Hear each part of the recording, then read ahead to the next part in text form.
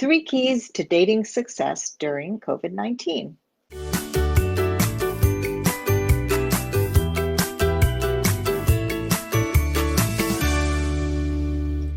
So this is a challenging time to date, but it's also really one of the best times to date. Most people don't really see that. They see it as too challenging, it's too hard. How do we meet? What do we say? What do we do? Connections can be fleeting. And what do you do once you do connect? How do you actually meet? So these can all be very confusing questions and confusing time to date. And that's why I'm here. I'm going to bring some clarity on how to date now and how to really develop these dates into relationships with more depth and more meaning than probably ever before. Because we have slowed down so much and because we are socially distanced, so many things are off the table, like, immediate booty calls and all those kinds of things that happened in the past. Now, there are people still doing that, and that's their choice. But if you want to stay safe and you still want to date at this time, there are a few things you need to know.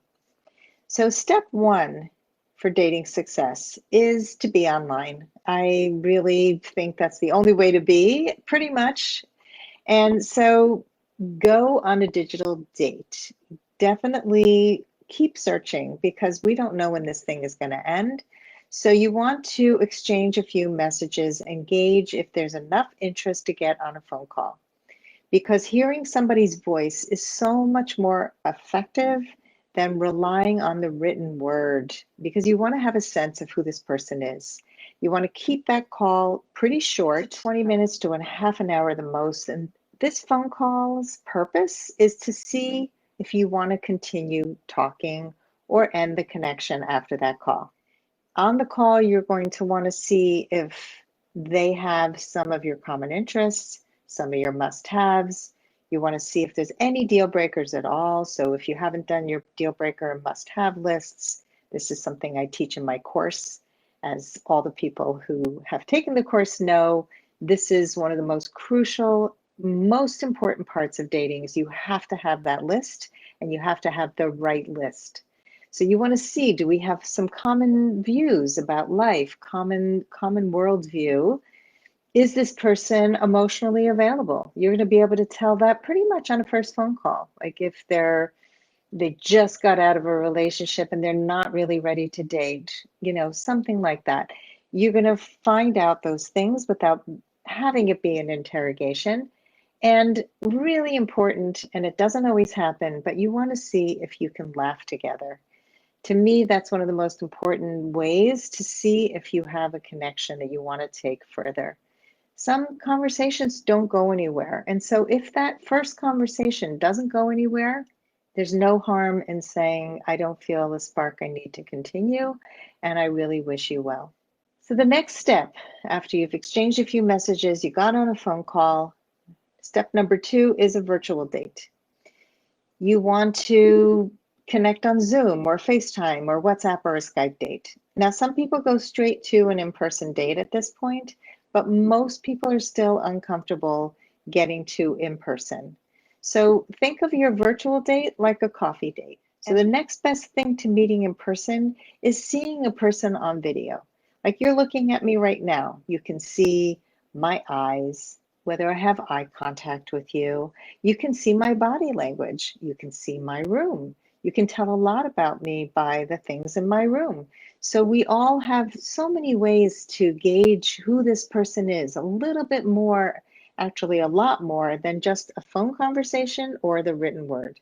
A lot of times, people they fall in love with a profile, like, oh my God, this person is the perfect person for me. I think I found my husband. And then they get on a phone call and you can't even have a conversation. Or you get on a date and there's no exchange of energy that feels good. Like there's no attraction at all. Or there is, there could be zero attraction in a profile and then a ton of attraction once you actually meet on Zoom or FaceTime. So you want to see, this is sort of next level. Is this person somebody I want to continue to get to know? And we need to be asking the right questions. We need to be listening well, reflecting well, seeing how they listen, see how they have handled some challenges in their lives, like divorce. How are they talking about their exes? Are they just interested in talking to you about what a victim they are and how their ex took all their money and ruined their life? Or maybe they said, you know what, it just wasn't the right relationship. We are very amicable, and I am really looking for a great relationship for the future. So you're going to see a lot in that virtual date, and you may just want to use it just to have another conversation, or you can use it to play a game or do something fun, which you can also tell a lot about a person through that. And in my course, How to Find Love Online During the Pandemic, I give you tons of ideas for what questions to ask, how to start or continue conversations, how to make that virtual date fantastic, creative, interesting. And when I first taught the course, we were not meeting in person at all. But today we can go to step 3. In many places, we are going to in-person dates. And so what's really important is know before you go.